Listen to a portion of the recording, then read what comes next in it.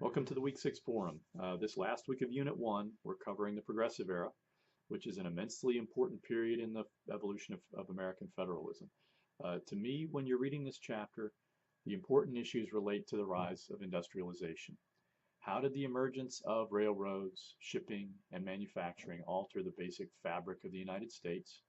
And how did those dramatic economic changes reverberate throughout those parts of the United States that were undergoing these changes? And we have to recognize industrialization didn't sweep through the entire country.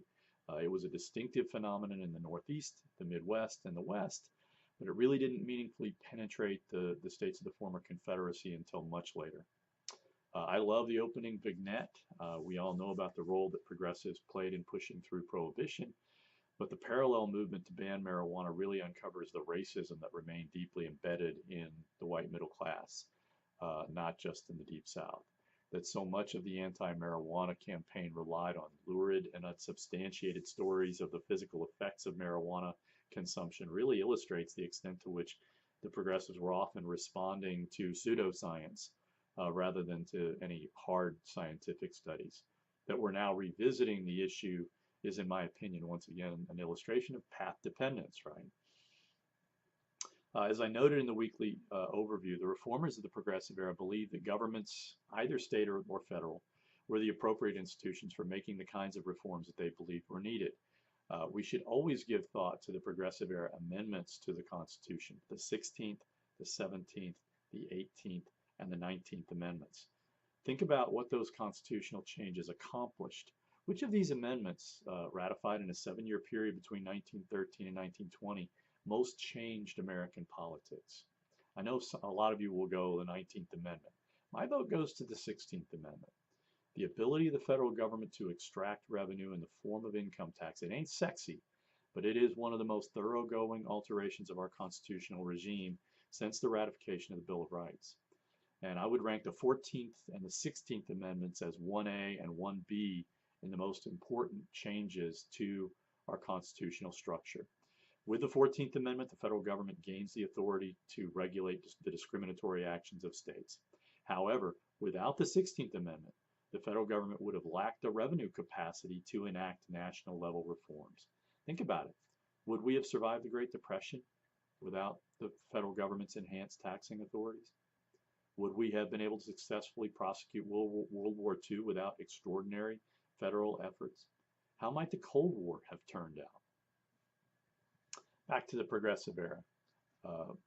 One of the things I touch on when I teach media and politics is the parallel emergence of the Progressive Era and the rise of journalism as a profession. How many of the biases that people see in American journalism are actually written into written into its progressive origin story? Once again, path dependence. Another important issue in analyzing this chapter is that, yes, the Progressive Era reformers centralized the power of the federal government, but they also greatly strengthened state institutions as well. One of the reasons that state governments remain so moribund is what Margaret Ware described as the problem of rural bias. Right? State legislatures and the federal government as well were deliberately gerrymandered to maximize rural counties' voting strength and to limit the voting strength of the growing urban areas. This remained a problem that really wasn't resolved until the early 1960s and almost certainly contributed to some of the more significant failures of the Progressive Era reformers. I really liked Robertson's discussion of the challenges that federalism presented to organized labor in terms of gaining a durable political voice in American politics. Robertson argues that federalism was an effective obstacle to labor developing as a political institution. Think about how federalism divides labor, and then think about how other countries treat labor. For example, in Germany, or just most European countries. Now contrast the relative success of the women's rights movement in gaining ratification of the 19th Amendment. How did they succeed? First, it didn't happen overnight. They began at the state level, and they exploited their successes at the various, among the various states to build a broad coalition to win ratification. I think it's notable that Woodrow Wilson was against, the 19th Amendment initially. He recognized the political winds were blowing in a certain way, and that kind of changed his mind. And they were pretty ruthless and pragmatic in how they pursued their ends.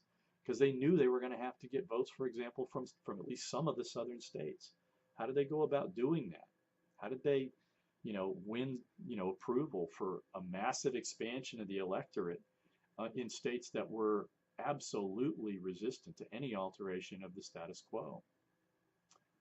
I find Theda Skocpol's concept of the maternalist welfare state is really effectively capturing both the reformist spirit and the underlying biases that informed the progressive era reformers. Um, that women's rights in this period was rooted in protecting the weaker sex as opposed to empowering women as political equals might be jarring to us, but again, it illustrates the world that existed at that time and the forces that reformers were contending with, as well as their own biases. So, I think there's a lot more to talk about this week. I find this period to be endlessly fascinating. I hope you do as well. Let's do good work this week.